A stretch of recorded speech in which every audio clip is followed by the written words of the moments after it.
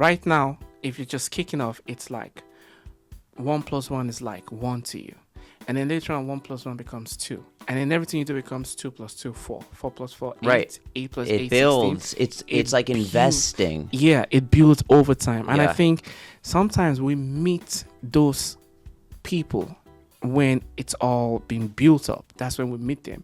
And then we just ignore the fact that, oh, well, they've been putting in the work from years before you have eventually met them. It's like that saying about one accomplishment is 10 years of small steps or whatever it is.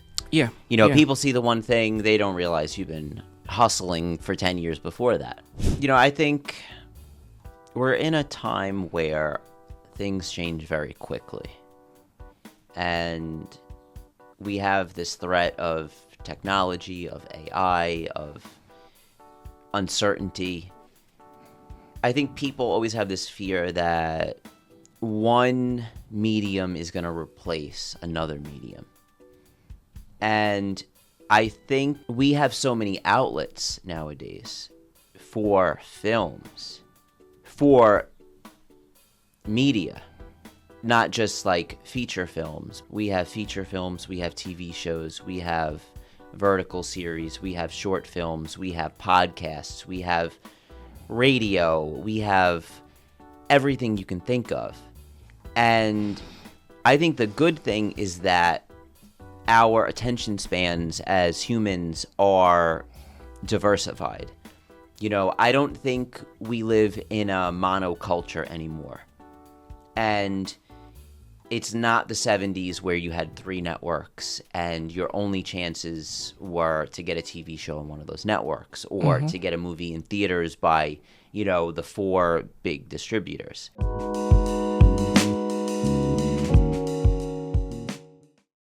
So what makes a good TV and what makes a good film? What's the thing that will make people want to see this film? And what's the thing that will make people want to see this TV to you? You know, I don't know if it's like contradictory for a person that mostly works as an actor to say this, but I really do feel like the acting depends mostly on the writing. Okay. You know, you can have great acting, but if the writing isn't there, then there's only so much the acting can do. You know, vice versa. You can have a great script if the actors can't pull it off. But I think for the most part, the actors will be able to pull it off as long as you have someone decent. You know, I mean, yeah, there's certain roles. Everyone points to like specific roles, but there's always that one character that you need an amazing actor. But for the most of the characters, you can get anyone that's competent. I think the writing has to be on point, especially for TV. Yeah, so directing, writing, acting, but especially writing and directing, I think. If you have anything besides that, like if the music is terrible, that could ruin it. Like if the art department isn't great, that could ruin it. Maybe it's not the writing or the actors or the directing. Maybe it's the synergy between everything. The chemistry, the chemistry between the cast, but also the chemistry between the cast and the writer and the director. And I think when everyone's on the same page, when you have that trust with everyone, I think that's what makes the magic. Because I mean, I've been on projects as an actor where I felt that trust, and they let me kind of interpret it on my own. And when I feel like I can kind of work with the script and add my own ad-libs and make it my own, I feel like that synergy, that part of the writer in me meeting the actor in me, I think is amazing. And I think when you can have that collaboration, that's good. But I think if there's any portion of it that doesn't connect, then that might be something that holds the project back. So I was going to ask you, what kind of role would you like to play? What kind of role do you see yourself playing? And also, if you can pick an actor or an actress to play that role with, who will the actor or the actress be? I do want to do more. So the roles I want to focus on more. I do want to do some more lighthearted roles for my catalog of work. I've been doing a lot of kind of dramatic roles. Sometimes they're heavy and they're antagonistic or just angry or psychologically disturbed. And those are great. I love that I get cast in things like that. Mm-hmm. I want more variety. And, I have a lot of these eccentric characters. I want maybe something a little bit more center. I mean, in my day-to-day life, I think I'm pretty average. I mean, it's weird that I rarely get cast as sort of like average guy. It's always like something so off, which I guess is a good thing.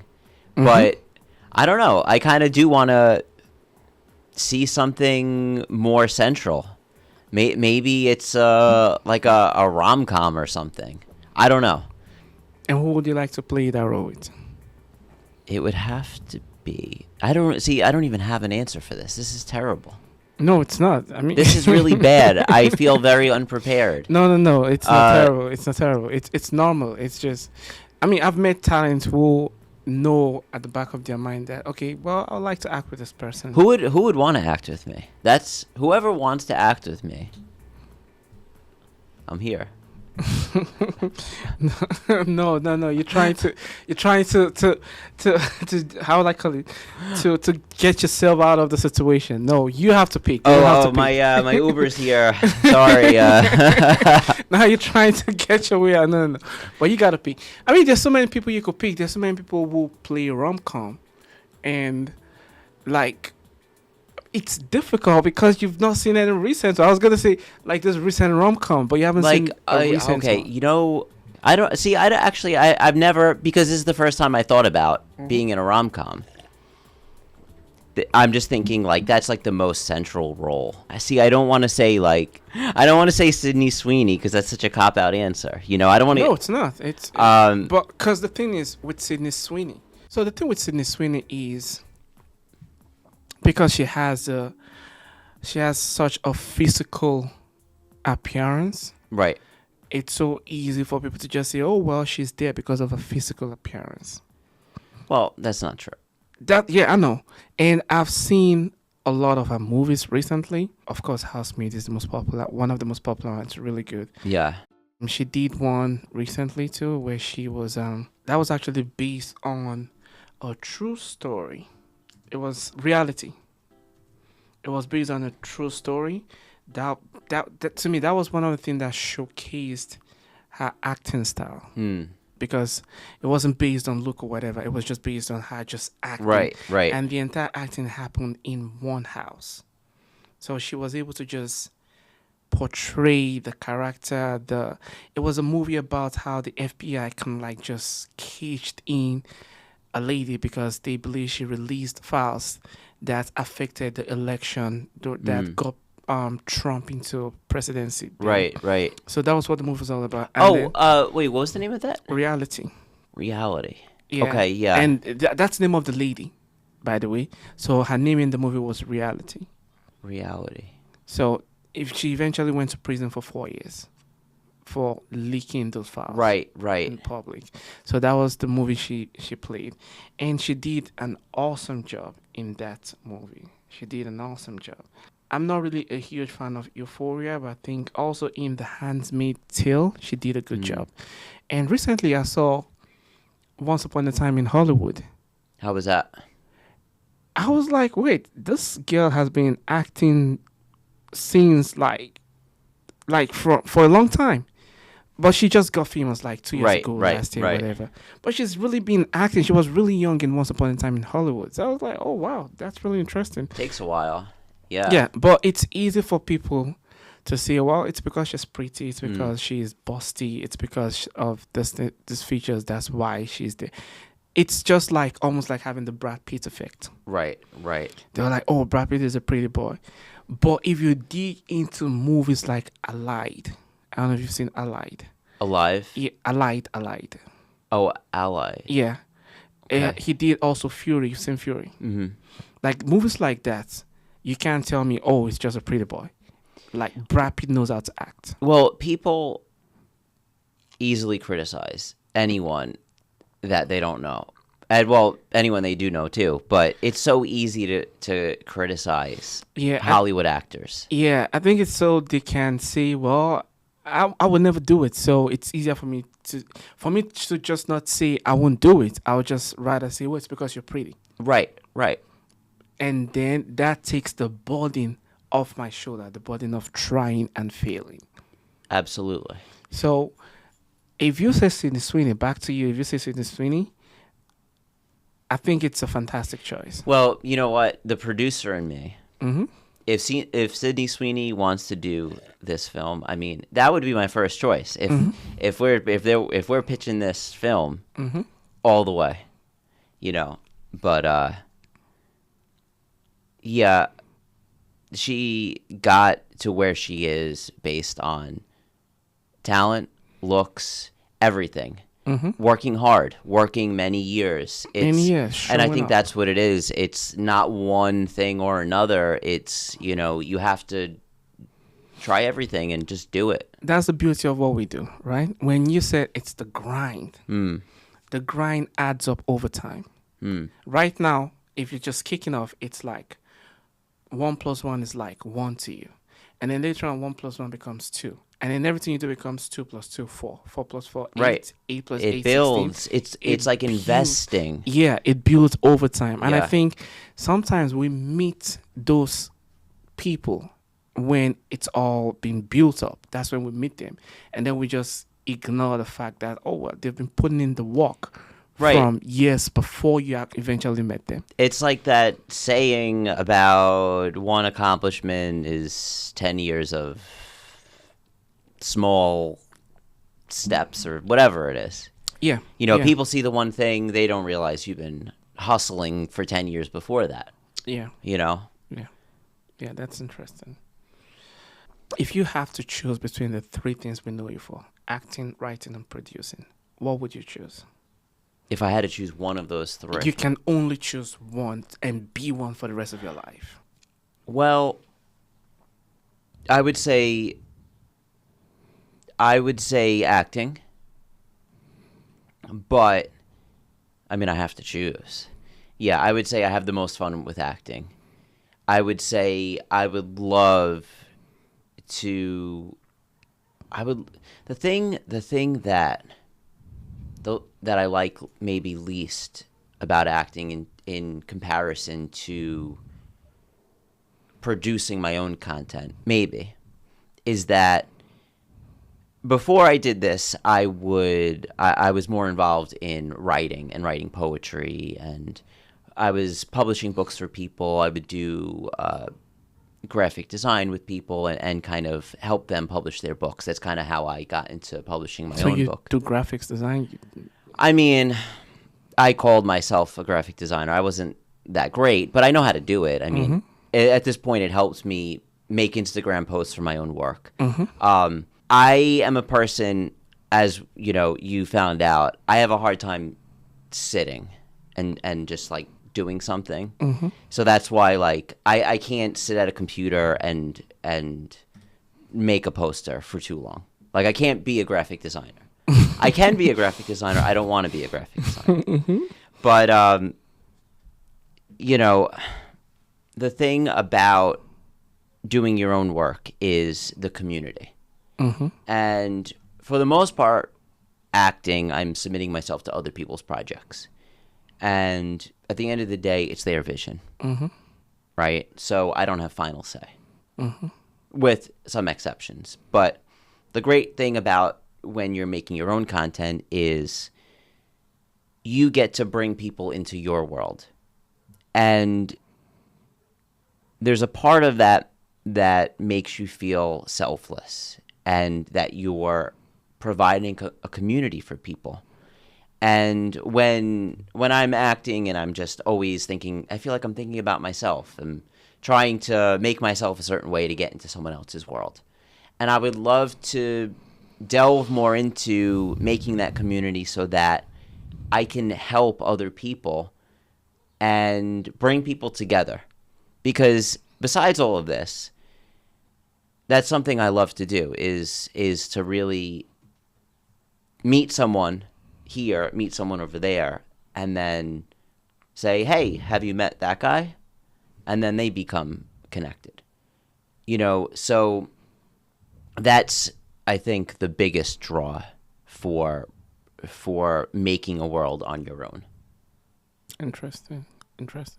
So, was there ever a point in time when you used to see a lot of movies? When I used to watch a lot of movies? Mm-hmm. Yeah, at various points. I go through phases. I really do. The last, when I used to smoke weed more. Mm-hmm. And, that kind of helped me simmer my brain. Mm-hmm. And Wait! You smoke weed to watch movies, yeah. or you replace watching movies with smoking weed? No, I would smoke weed so that I can sit for a little bit to watch a movie. Oh, okay. I never tried that before, so maybe. Yeah. Maybe. The problem is, it kind of it helped sometimes watching movies. Okay. But then I really don't like the headspace for. I'm imagining watching Requiem for a Dream while smoking weed. Oh, it's so intense. Now I'm just imagining that. Yeah, but it makes everything more vivid, and you start paying attention more.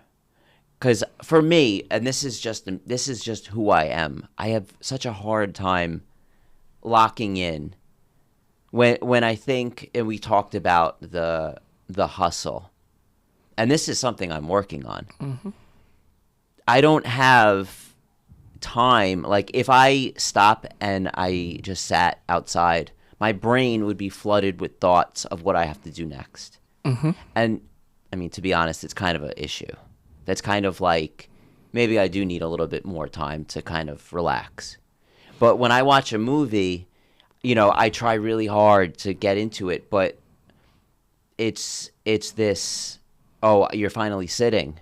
Your body's telling you, oh, this is the time where you need to start thinking about what's next. So that's like anxiety. That's a me thing. I mean, yeah, my doctor gave me because they say anxiety is when you're like in an agitating state about the future.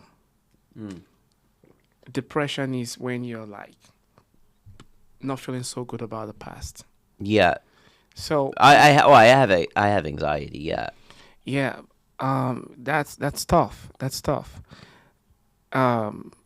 Yeah, you gotta relax your mind. Yeah. Well. Yeah. I was actually I was trying to see if I could find a reason why you stopped watching movies, because a lot of people would tell you, well, I don't want to see movies no more because all the movies now are like just the same routine. No, it's not that at all. It's like garbaging. It's like superhero movies. We had the superhero era that I think it's going now. Right. I think a lot of superhero movies are no longer making it. That's why they had to make people wait 2 years for Avengers Doomsday, because people got tired of after Endgame. I don't know if you saw Endgame, but after Endgame, it was just like, you know what? Right. They released some superhero movies, but everyone was like, oh, boo. Yeah. Right. They had like 3 more superhero movies, but after Endgame, they were just like, in fact, they had to name a movie the next Avengers or the new Avengers. There's this movie called, I don't even know the name of the movie. They had to like find a way to tie it to Avenger movies because they couldn't make anything to make it they couldn't make anything to make it what's the movie called again? Yeah, it's called let me see. I can't even find it here. Thunderbolt. Oh, interesting. Yeah, Okay. Thunderbolts. So they said Thunderbolts, the new Avengers, and they couldn't even sell the movie as Thunderbolts because no one wanted to Right, see it. right, So they had to say the new Avenger. Maybe people will go see the new Avenger. So right, the Avenger Endgame was like the end of the superhero movies.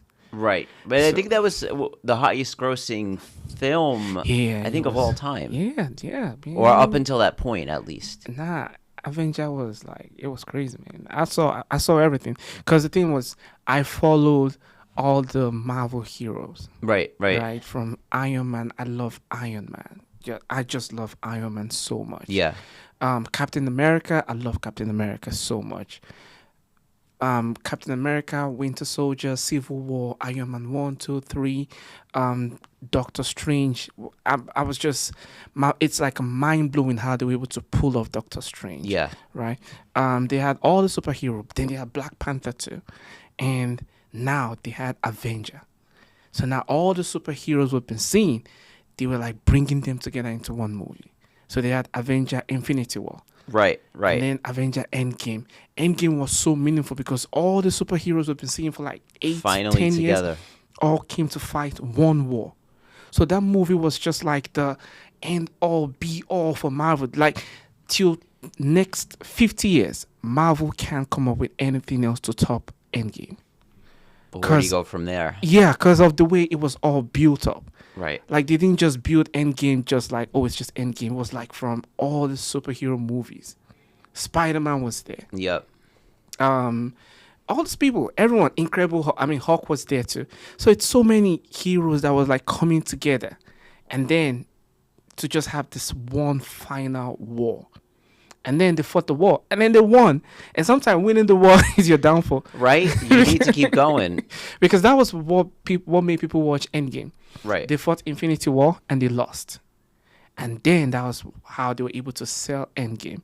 But in Endgame, they won eventually. So after winning, everyone's like, oh, well, we don't want to see nothing again. They'll be back.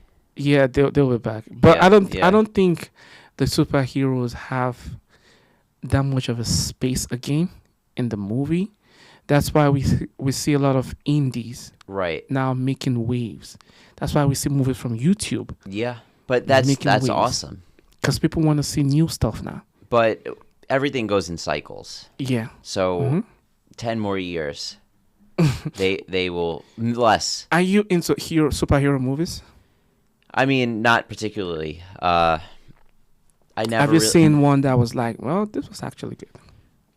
I'm like, you're gonna say I'm the worst. I think the You last. don't like seeing guys punch through the walls and flying? the last superhero movie I saw, please laugh, is I think Spider-Man 2, like Tobey Maguire. Nah, that's Like I that is never. horrible. No, that's horrible. We got, you know what? We have to like find a way to like kidnap you and just bring you into the theater and be like, watch this movie. That's what we have to do. Fine. We have to like, you gotta see this movie. Tobey Maguire had one more, and then there's been Andrew Garfield, and now this is like Tom Holland. I know. Oh yeah. Oh wow. There's a lot of movies I have to see. Yeah. I mean, interesting. you know, well, maybe that's your own style. Everyone You has don't have own to personal preference. You know, I don't dislike them. I don't know. I just like we said. There's only, if I could do everything in the world, I would. But there's only 24 hours in a day. Yeah. I mean, I think as a filmmaker, I just love seeing movies. Yeah. Like to me, when all genres. Yeah, all genres. If I'm seeing a movie, I count it as I'm working. Right. If they say, "What are you doing?" I'm actually working. You're working. Yeah. This is my work now. So I like seeing movies. I like seeing all genres. I stayed away from comedy genre for a while because I was just like, what's the point of laughing? Right. But then I realized a lot of people actually love comedy. Yeah. And a lot of people make tons of millions of dollars from comedy. And then I started watching comedy and I realized, oh, okay, now I see why they love comedy. But I think as a society, we need more laughter. I think our culture has gone so serious. And I think we do need to get back to more lighthearted forms of media. Well, like you said, everything moves aside. Do you know? And I might be wrong about this, but you said you love Breaking Bad. Hmm. Do you know what makes Breaking Bad really, really good? Well, a lot of things. You saw everything, all the seasons. Yeah. Now, The arc, I mean, the whole, yeah, everything. it's a tragedy. Yeah, it's a tragedy. But then Walter White is an anti-hero, He is. and he does a lot of crazy stuff. But the beginning started as a comedy. It did, and it's an amazing comedy. It's funny. Yeah, and that's why we were able to that's why I was saying comedy Yeah. makes you receive what is to come. The horror, the tragedy, the psychological whatever, the anti-hero doing It the humanizes weirdest- the characters. Yeah, it humanizes Yeah. characters. So to me, that was how I saw the point of having comedy. Like if I'm doing a TV show too, if I'm writing a TV show, I would start from that comedy portion and just start writing Right. the seriousness into it. Now there are some TV shows that started off just being serious, and they had comedy. Well, not like comedy, but they had like beats in between to just lighten things up in between. But there are some TV shows that was just like all seriousness, and sometimes I love all seriousness. I can watch all seriousness. I can watch a movie where no one is talking and everyone is just like, just waiting to like off the next person in the movie. Yeah. My family can. My mom can't. My mom won't even watch it. My mom will be like, Right. I'm not going to watch this. I just want to watch comedy. Yeah. So at some point, I was like, okay, let me see why people love watching comedies. And when I watch comedies too, when you go outside, it's like it rubs off on you too. You realize that you could crack 1 or 2 jokes outside. And you're like a better person. You can relate better with people. Yeah. Laughing is the best medicine. Yeah. Because when you're laughing, your brain, even if it's not real, they say, if you smile, if you force yourself to laugh, you'll be happier. Because your brain doesn't know the difference. Interesting. Yeah. Yeah, that's really really interesting. But we need more, I think, lighthearted media but we need everything. It all works together. Yeah. I mean, I would like to write a comedy eventually, but it's not like what I want to like really major in. Right. If I really want to major in anything, it would be like psychological thriller. Right. I like magics. I love what Darren does in his movie. Like just Absolutely. mess with people's mind. I Yeah. love doing things like that. And I've met a lot of people who just don't like it, and because you use the word that it reminds them, it might be like trauma. It So is. They don't want to watch. They don't want to things see like that in themselves. Yeah. But that means it is sending a great message. It might not be the message you want to see, but the fact that it's affecting you means it's powerful. Yeah. Okay, so since you don't see movies, this will make this more interesting now, because now I'm really interested in what's your favorite movie of all time. My favorite movie of all. I have a bunch of favorites. I mean, it doesn't have to be from that. It could be from the Alfred Hitchcock era, because I love Alfred Hitchcock. I mean, out of those directors, it would probably be one of those films. Of all time, it's such a like tough question. No, it shouldn't be for you because you don't see that much movies. Well, I love Magnolia. Paul Thomas Anderson directed. It's like 4 hours long. It's crazy because I've had that movie on my watch list for like 4 years. You gotta now. see it. Yeah, I gotta see it now. Tom Cruise is in it. And it's super long, but has a lot of characters. William H. Macy, Philip Seymour Hoffman. Oh yeah. It has I can't even think. It has a lot of actors and actresses. Interesting. Now I gotta see that. That would be one of them. Yeah. I mean, for the sake of the podcast, I'll go with that just because I don't know. Like, I don't know if I don't really have favorites in terms of anything. There's a lot of things I like. I don't think like there's not one thing. Like, even if you ask me like Pepsi or Coke, it's like I don't know. Like soda. Like, yeah, they're both good. Yeah, that's true.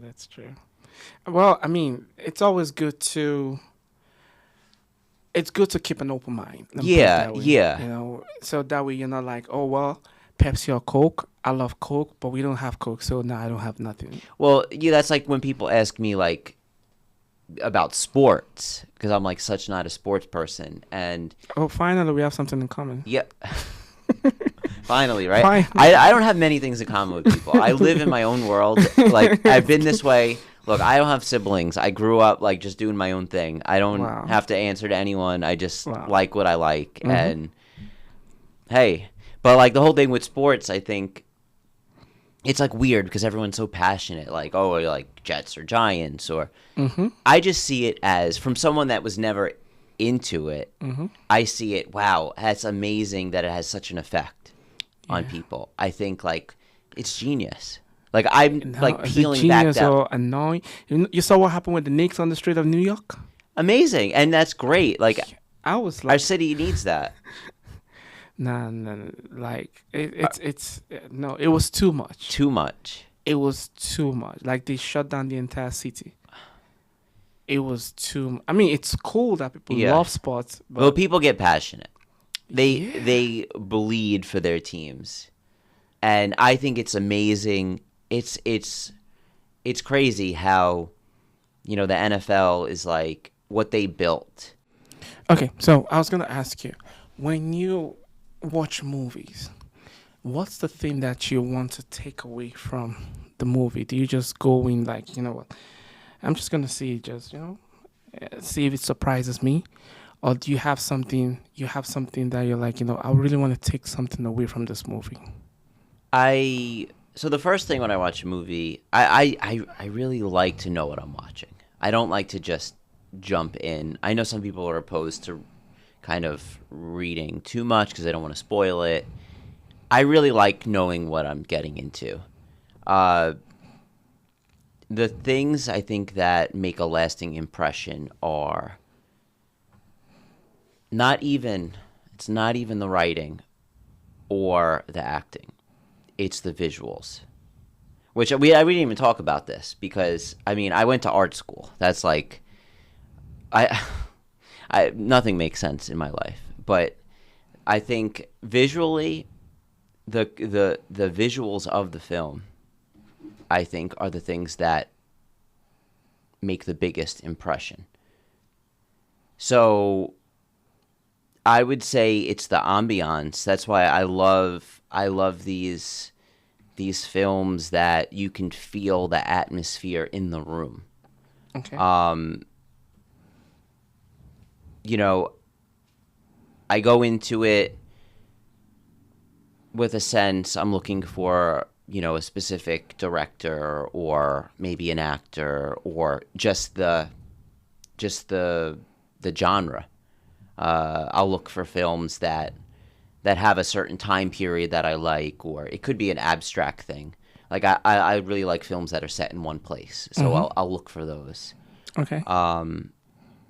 But I guess, the things that make a lasting impression are the visuals and the psychology behind the film, then the feeling of it. And that's why I like these films that other people don't like, because I love the disturbing ones, the ones that make you really just have this intense emotion that you didn't have before you watched the film. Mm-hmm. So it depends, but it's really that feeling that lingers. Interesting.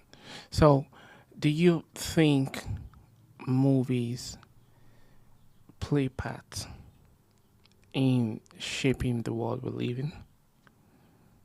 Or maybe like shaping our culture? A lot of people believe, well, not a lot of people, that's because in film school, I took a class called science fiction. And they believe sci-fi predicts the future. Now, if you look at movies like The Metropolis, it was like showcasing industrialization in the future. Right? If you watch movies like Total Recall, they were showing, before there was like a digital cell phone like this, they were showing it in sci-fi movies. So there's like this underlying belief that sci-fi does something like that. But other than sci-fi, do you think movies in general play a part in shaping our culture? Well, I think it's a two-way street. I think if a movie gets popular enough, it's going to shape culture moving forward. I mean, you think of like what the most popular movies, like we talked about the, Avengers, or you have a movie that's a hit and then they want to replicate that. Or I'm just thinking of like Toy Story 5. Let's go back to the first Toy Story. That was so popular that all the Pixar films from that point on became popular, and that whole style of 3D animation became enormously successful. I mean, so many other studios replicated their style. I mean, I'm not saying they created 3D animation, but I think there's this balance. It's like, well, does art imitate life or life imitate art? I think anything that reaches that level of popularity, I think, influences the culture around it. But I think it's like a ping pong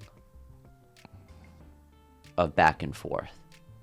So I don't think films predict the future. I think they're more of a reflection to our world, but then with that reflection, they magnify it. And it just keeps going back and forth where you take something small and then the more successful it is, the bigger it grows. That's really that interesting. Makes sense. Yeah, it does. Like, it's a two-way street. Well, you said you don't think it predicts the future, but it reflects it. Yes. And it sort of like magnifies it. Yeah. So that's really an interesting way of seeing it, because if you think about it, it's like a lot of people consuming the movie, and the word magnify is almost like they will now go and like go act out what's been reflected on them. Right. So it's just, to me, it's a very interesting way of seeing it. Well, I think like, you have one successful film and then people start quoting it and then they buy the merch, and then other filmmakers, they watch it and they're inspired by it.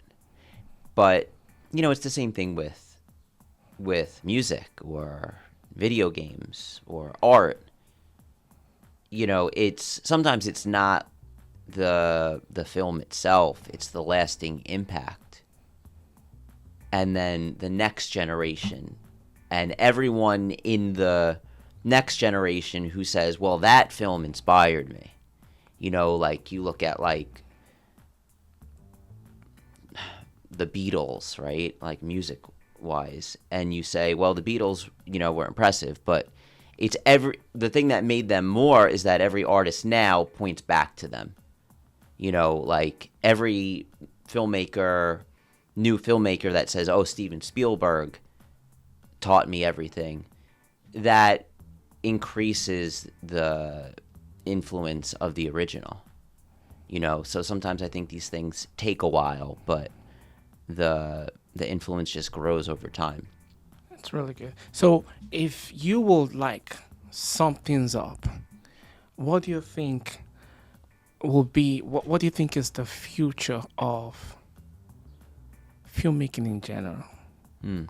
Like, what do you think, based on everything we've spoken about so many things, culture shaping, whatever, end game, vertical dramas, what do you think is the future of filmmaking, the future of storytelling, using filmmaking as a medium?